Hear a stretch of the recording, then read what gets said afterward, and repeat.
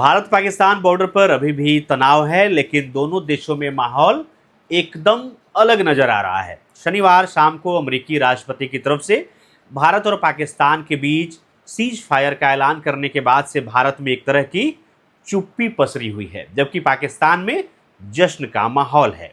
जी हाँ, cease fire को पाकिस्तान के प्रधानमंत्री शहबाज शरीफ ने अपनी जीत बताई है, जबकि भारत में बहुत से लोगों ने इस पर हैरानी जताई। शनिवार शाम राष्ट्र के नाम एक संदेश में शरीफ ने ये कहा कि यह न सिर्फ हमारी सेनाओं की बल्कि पूरे देश की जीत है। शरीफ ने कहा कि फौज पाकिस्तान ने दुश्मन को ऐतिहासिक और मुंहतोड़ जवाब दिया। उन्होंने कहा, आपने दुनिया को ये साफ कर दिया है कि पाकिस्तानी एक खुददार और गैरतमंद कौम है।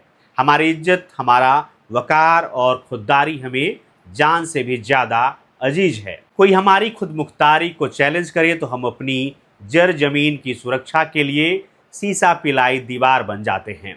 उधर भारत में अब तक प्रधानमंत्री नरेंद्र मोदी की तरफ से इस समझौते पर अब तक कोई टिप्पणी नहीं आई है।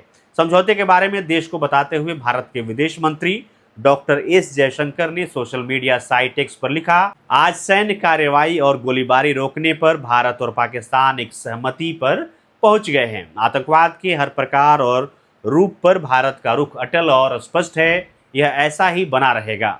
इस समझौते ने भारत में बहुत से लोगों को हैरान कर दिया। इनमें भारतीय जनता पार्टी के आम समर्थक से लेकर पूर्व सेना अधिकारी और सैन्य कार्रवाई में सरकार के साथ दे रहे विपक्षी नेता भी शामिल थे।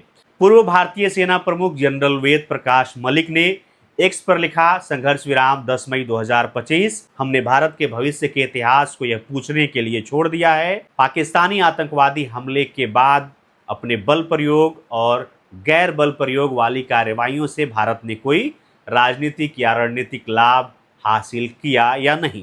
कांग्रेस सांसद शशि थरूर ने समाचार एजेंसी एएनआई से बात में कहा, हम उस स्थिति पर पहुंच गए थे जहां तनाव अनावश्यक रूप से नियंत्रण से बाहर जा रहा था। हमारे लिए शांति जरूरी है। सच तो यह है कि 1971 के हालात 2025 के हालात नहीं हैं, इनमें अंतर है। यह ऐसा युद्ध नहीं था जिसे हम जारी रखना चाहते थे। हमारा उद्देश्य सिर्फ आतंकवादियों को सबक सिखाना था और वो सबक सिखा दिया गया है। मुझे यकीन है कि सरकार पहलगाम की भयावह घटनाओं को अंजाम देने वाले व्यक्तियों की पहचान करने और उन्हें पकड़ने के प्रयास जारी रखेगी। कांग्रेस नेता सचिन पायलट ने कहा, भारतीय सशस्त्र बलों ने एक बार फिर साबित कर दिया है कि वो किसी से कम नहीं है। पिछले 24 घंटों में घटनाक्रम बहुत तेजी से बदला है। हमें इस बात से आश्चर्य हुआ कि अमेरिकी राष्ट्रपति डोनाल्ड ट्रंप ने संघर्ष विराम की घोषणा की। यह पहली बार हुआ है। उनके सोशल मीडिया पोस्ट में जो लिखा गया है वह महत्वपूर्ण है। यह कश्मीर मुद्दे का अंतर्राष्ट्रीयकरण करने का प्रयास है।